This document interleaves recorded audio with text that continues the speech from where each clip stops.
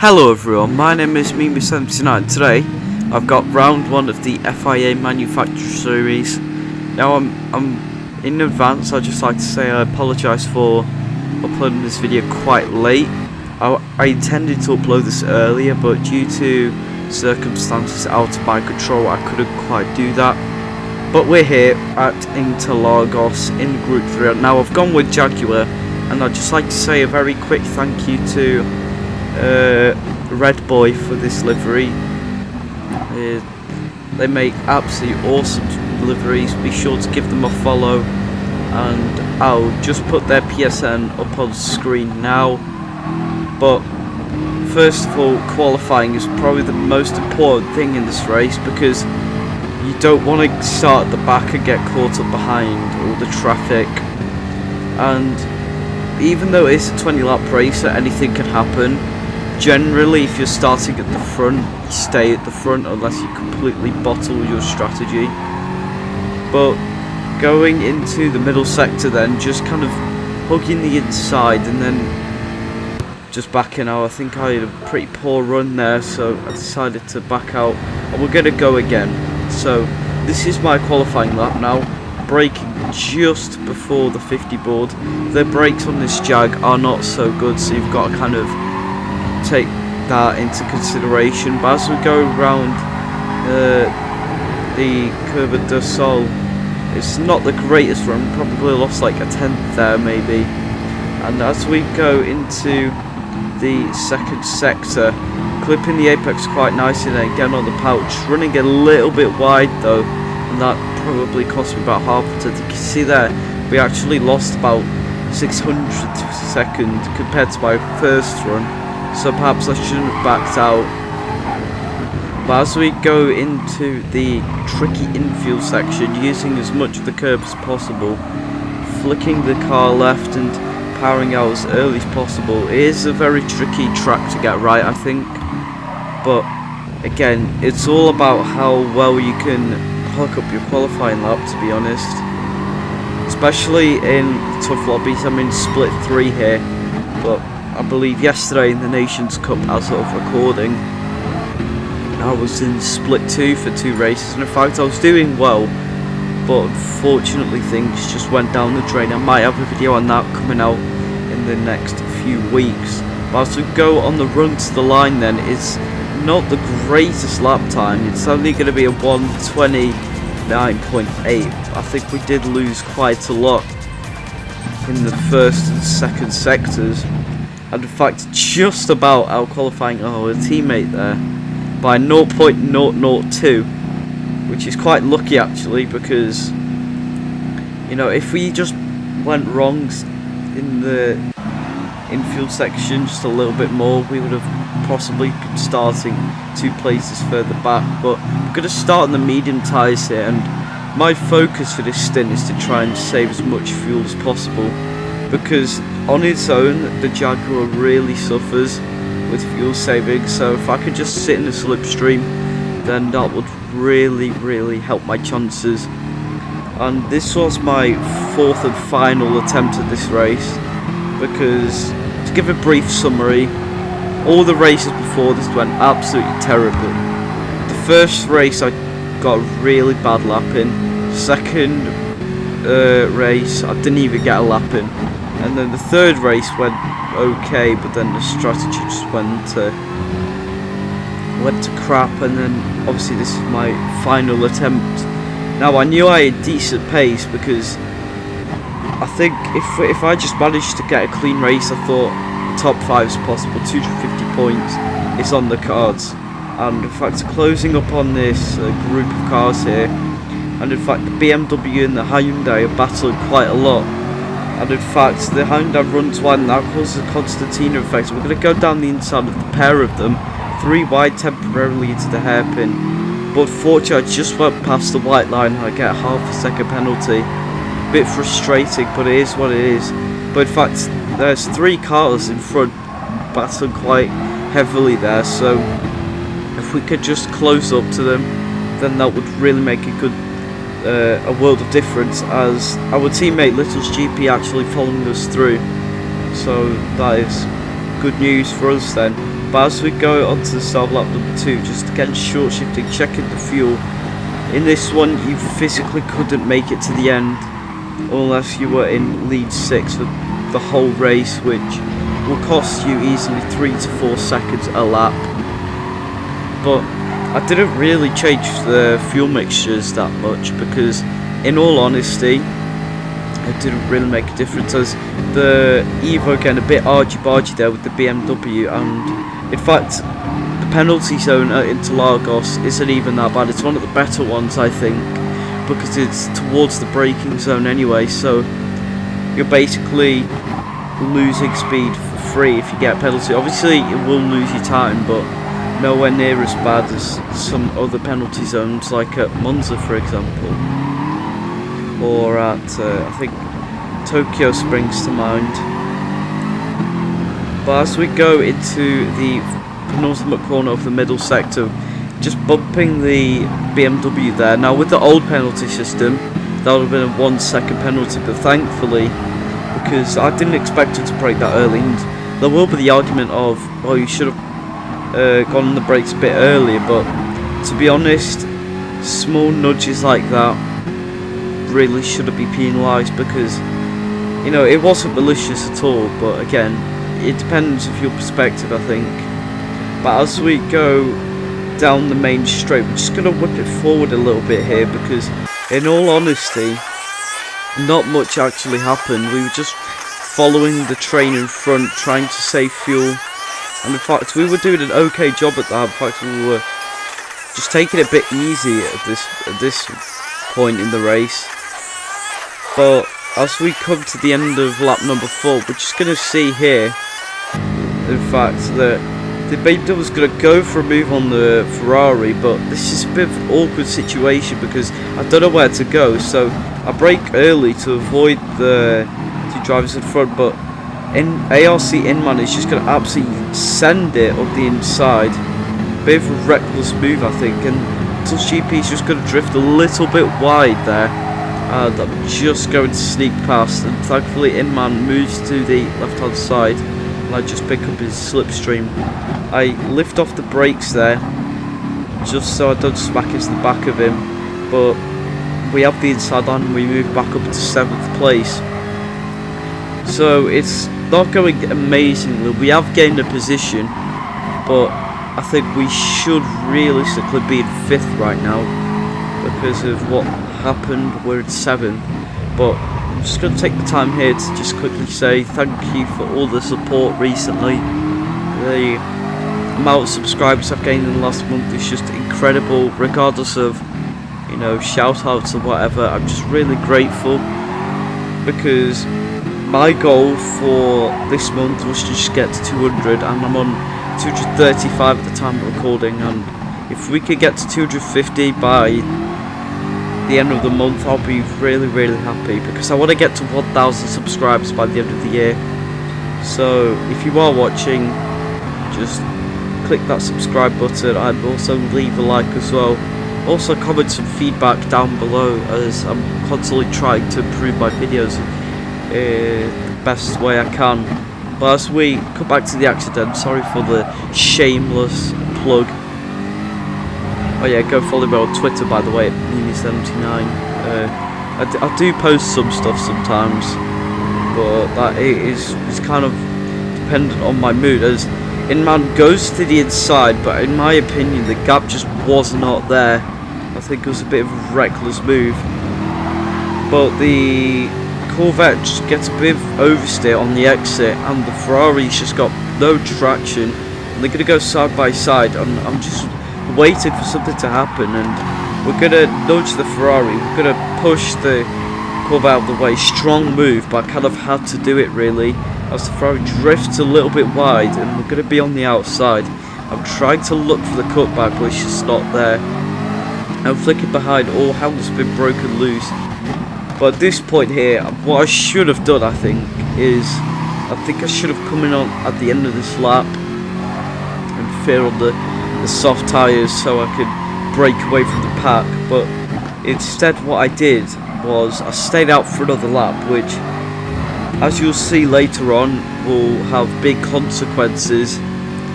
And also, the main strategy for this race, I think, was to refuel at the end of lap 12, but as you can see, the Ferrari comes in. I can guarantee his tyres are absolutely destroyed in that thing. With it being a mid-engined car, generally the tyre wear on those powertrain cars just never ever seems to work in your favour. As we go round the third turn, then you can see the Russian is closing up now. I think he's on slightly better tyres. I think he's just been saving them a lot better than I have. I suppose I have been battling quite a lot.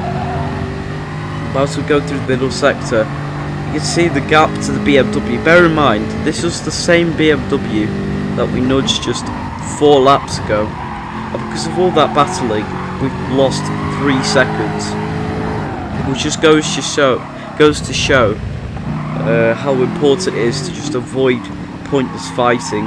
And as we go round the long winding left hand nudge, get a bit of a slide on the exit. Not really the optimal line. They say smooth is fast, fast is smooth, but it seems to go quite slowly with the way I'm driving. The tyres are pretty dead at this point. As we go round the final corner, then we've just got under 50% fuel, which isn't too bad, although we have been saving quite extensively behind other cars. So we're going to pull over to the left hand side and we're going to make our first pit stop of the race. And here I was quite indecisive on which tyre to go with, and I decided to go with the hard tyres. And here what I should have done, I think, is just not refueled, because that was a really stupid strategy choice, as you'll see in a moment. So as you can see here, they've adjusted the time you lose in the pit lane, so it's a lot longer now. And as we fit on those fresh set of hard tyres, we're going to refuel a little bit here. And that was a pretty big mistake, because now we've lost track position to not 1, not 2, but 3 cars. And before we were in, what, P6, I believe, and now we're in P13, I think. As we just re-emerged, yeah, we're in P13. Granted, some cars are on other strategies, but I just think that we should have boxed the lap early, fitted on the soft tyres, used them as much as we could, and then just go to the end. And now we've got the Beetle all over the back of us, and now he's on soft tyres, so I want to try and avoid losing time as much as possible. We can see there he's just got so much grip, he's just going to push us out of the way. Now this guy was acting a bit malicious in previous races as well, so this wasn't new at all. So we just pushed him off wide there, and in hindsight that was my fault. But he's just going to leave us absolutely zero room, and now we've dropped down to 16th, which is just absolutely awful, because bear in mind we were P6 2 laps ago, and now we're P16, so I have no idea how this has happened. Just bear in mind that I think if I hadn't refueled, I would be in P12 right now. But it is what it is, and I think I've got to use this race as kind of reflection on what and not what to do with strategy, because, you know, I definitely had the pace for top 5, I think, but stupid strategy choices just let me down, I think. But now we're getting held up by the Italian in the Beetle. Now I would expect him at this point to be flying past us all, but he's making very slow progress, even though he's on the faster tyre. And as you can see there, he just bumps Monaco Heisen, and that's going to cause a bit of chaos. And in fact, we did go to the outside, but we're just going to get onto the green stuff, and we're just going to concede the position once more. And in fact, this was the point in the race where I was just getting so frustrated, because I knew that I shouldn't have been in this position. Realistically, I should have been maybe P7, P8, but I went for the wrong strategy. It just didn't work. So we go for the move on Heisen there, but again, it was just pure frustration, I think. And in fact, I think that was a stupid move in hindsight, because now he's just going to be able to save fuel, sit behind me, and this is the point in the race where saving fuel was critical, because at the end of the race you want to use as much fuel as possible, make the car as light as you can as the Spaniard goes into the pits there. But this just goes to show how badly this race has gone, because after everyone's made their pit stops, we're now P13, and the guy in P10, he was literally 3 or 4 seconds behind. Because I refueled, I lost maybe 3 seconds, and now I'm behind him. So pretty stupid strategy choice on my part, I think. And in fact, the Italian just get barged wide there. I'm pretty sure, I think everyone was frustrated with this guy at this point, because he was doing this for all of the slots I did. And to be honest, I think drivers like DZM, the Hammer, should at least be given a suspension, because look at this, he's just pushing him out the way. Reckless driving, I think. But in fact, this just goes to show, I know I'm saying it a lot, but we've dropped 5 positions from our grid slot, and yes, we are on the hard tyres at this point in the race, but Harry King, I suppose he did start 2 places in front of us, but he's now 3 places up the road. If we didn't, you know, refuel, we could have definitely been P9 or P8, and we could be saving fuel right now. But we're going to go to the right, so I'm going to try and move on Little's GP here. And in fact, we've got superior straight line speed, but we're going to try and hang it round the outside. Heisen goes for the move, and out of all of that, I'm the one who ends up losing out the most. I dropped from P12 to P15, and that was frustrating, because I just felt as though everyone was pushing me out the way. No one was leaving room. It was just, all round, it wasn't the greatest race, you know. You would think, wouldn't you, that split 3, you know, people have got 65,000 driver rating. You would think that they're quite clean, but it seems as though that isn't the case really. So go up the inside of Heisen, we move back up to P13. But in P3, you've got ALC Inman, and this was the guy that we passed on lap 6, I believe. So he's on the soft tyres, and I think if we just followed his strategy, we could have, you know, been following him. But obviously, in hindsight, you can say so much. But when you're actually in the race, I thought that my strategy was the way to go, because I wanted to do only 6 laps on the soft. But we're just going to skip forward to the end of lap 13. We're going to pull over to the left-hand side, and in fact, Heisen, I think, was using me to save fuel. So yeah, you can see there, I think, oh no, he's not there, but I think he's definitely saved a lot more fuel than I have, especially when he's just been sitting behind me. So I'm going to go to the soft tyre now, so theoretically we should be going flat out to the end of the race, but we've got to save fuel unless we lose countless seconds of refueling. But as we just see there, we're going to come out of and pits, and there's Heisen there. He's gained like 1.5 seconds on us easily, just out of the pit stops. You know, just by saving a bit of fuel each lap.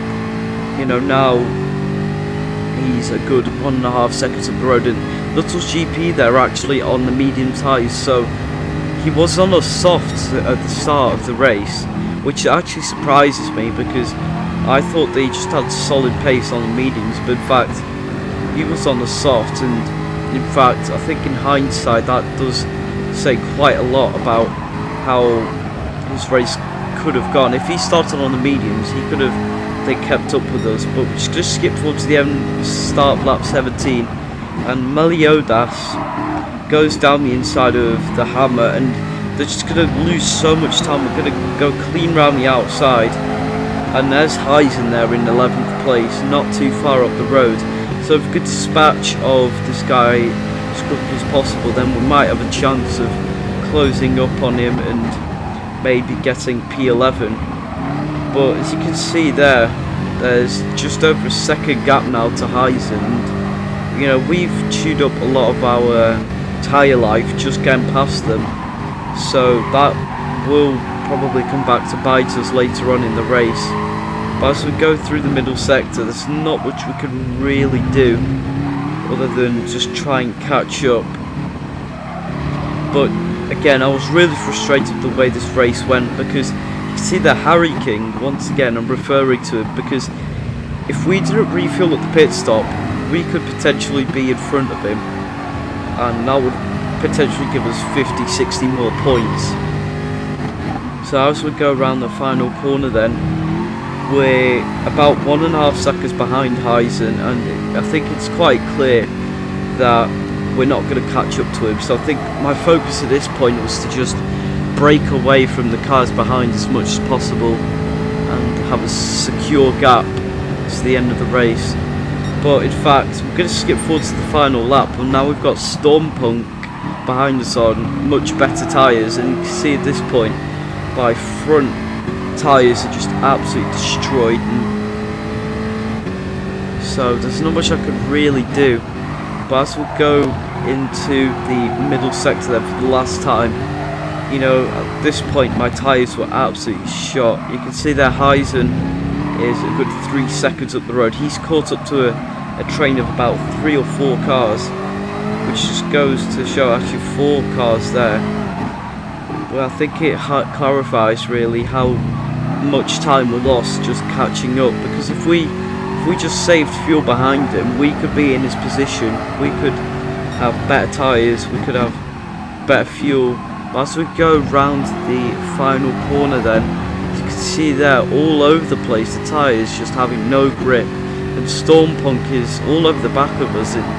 Thankfully I think he's in the M6, but as we go to the line there, just cutting the inside a little bit too much, and we get a 0.5 second penalty, and I think that just sums up how my race went. So it was a frustrating race, because Inman finished P5 in the end with a better strategy. But if you did enjoy, just leave a like and subscribe, turn on post notifications,